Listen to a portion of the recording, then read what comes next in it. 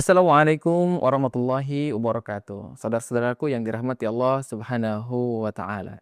Siapa yang menginginkan dirinya menjadi seorang manusia yang senantiasa dicintai oleh Allah Subhanahu wa taala, menjadi manusia yang senantiasa dijaga oleh Allah Subhanahu wa taala, baik dalam kehidupan dunia maupun ketika dia kembali ke sisi Allah, Allah Subhanahu wa taala meridhoinya untuk memasuki surganya Allah Subhanahu wa taala.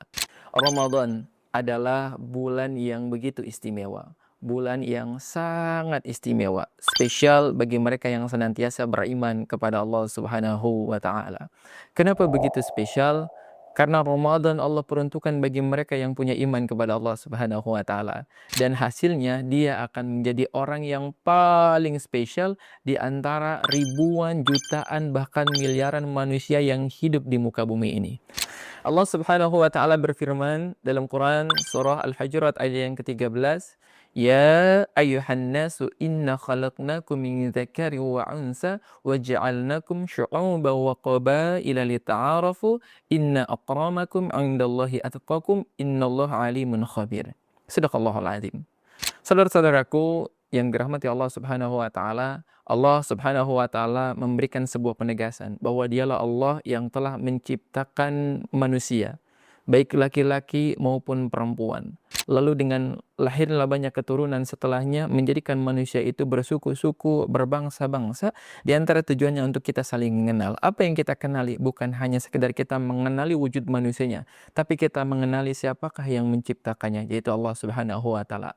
Maka Allah Subhanahu wa taala memberikan penegasan yang begitu menyayat hati kita, dan harusnya memberikan kita sebuah pengakuan yang begitu indah bagi seorang muslim dan seorang mukmin, bahwa orang yang paling mulia di sisi Allah di antara sekian banyak manusia yang diciptakannya dengan berbagai suku, bangsa, ras, latar belakang yang berbeda-beda, ternyata yang paling mulia itu adalah mereka yang senantiasa menjaga dirinya, yang senantiasa mencintai dirinya dengan cara menjalankan perintah Allah dan menjauhi larangan Allah, yaitu orang-orang yang bertakwa.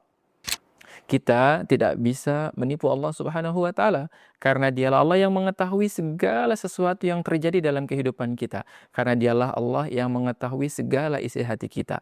Maka beruntunglah bagi mereka yang berhasil dengan Ramadannya, bagi mereka yang membangun Ramadan ini dengan iman dan amal saleh, karena Allah Subhanahu wa taala memberikan sebuah potensi yang begitu besar, yaitu menjadikan mereka orang-orang yang bertakwa.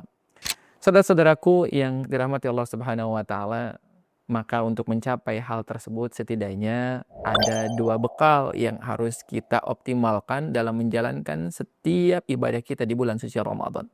Ramadan itu harus dibangun dengan iman, dengan cinta atau keyakinan kepada Allah Subhanahu wa taala.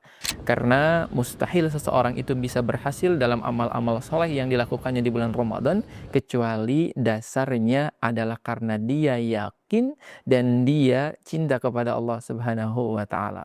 Lalu yang kedua, Ramadan itu akan berhasil menjadikan kita orang-orang yang bertakwa tatkala kita mengisinya dengan amal soleh, dengan puasa di siang hari, dengan sholat di malam hari, dengan tilawah di siang dan malamnya, yang itu kemudian menjadikan kita lebih dekat dengan Allah dan menjadikan kita punya privilege terbaik di sisi Allah, yaitu menjadi orang-orang yang bertakwa kepada Allah Subhanahu wa taala.